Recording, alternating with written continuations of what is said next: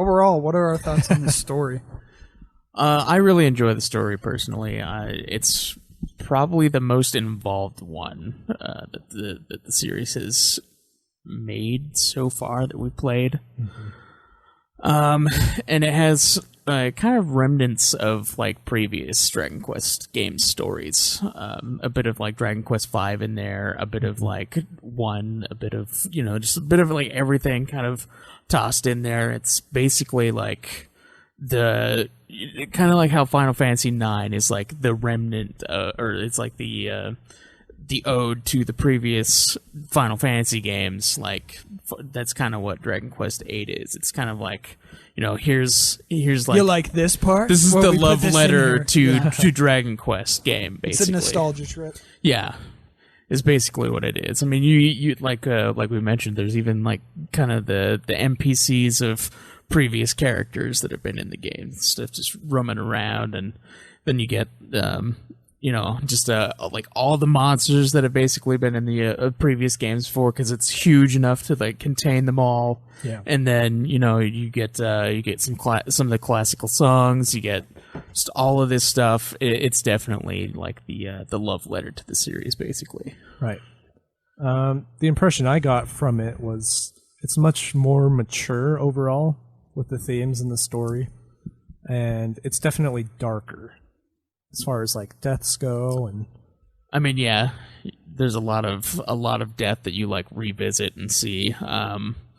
Like with Dragon Quest V, when you see your dad get killed, like right at the beginning, like when you go to meet Jessica and you find out what happened to her brother, you like see the past of Dulmagus straight up just murdering her brother, and like you see other moments of stuff like that too. So like there's a lot more death, and you see it all in that game. Yeah, it definitely had an emotional impact too with some of the deaths. Yeah, it's more direct with the deaths than in the other games, where like you see it happen in the other ones, but it's not as involved, I guess. They're not like, I mean, he was a kid when he saw his dad die, so he wasn't like emotionally involved enough to like really like get it when Jessica saw her brother die and she flips her shit, she like just loses her mind basically over it. And yeah, there's a lot more emotion involved in each of the deaths and the stuff surrounding them. It is true. I just think that the hero's journey in 5 is done a little bit better.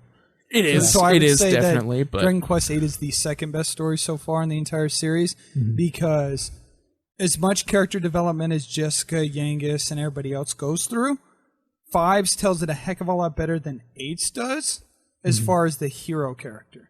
Because there isn't much development. It's a silent protagonist.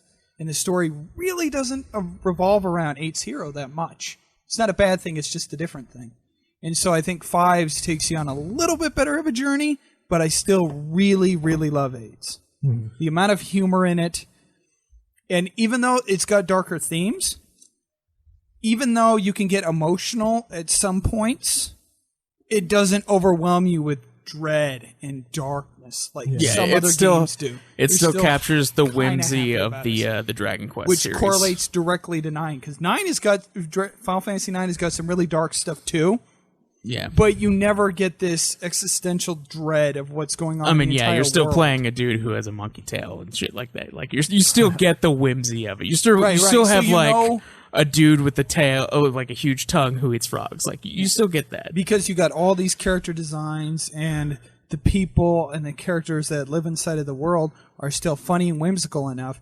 You're not really thinking that much about, oh, look, half of these towns are getting engrossed in magical thorns, and Rapthorn is basically taking over the world. It's not like a dark Midgar setting type of situation. So I enjoy it for that.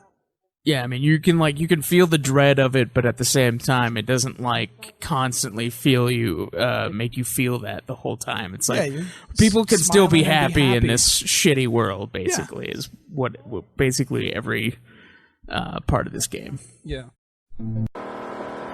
Oh, hi there.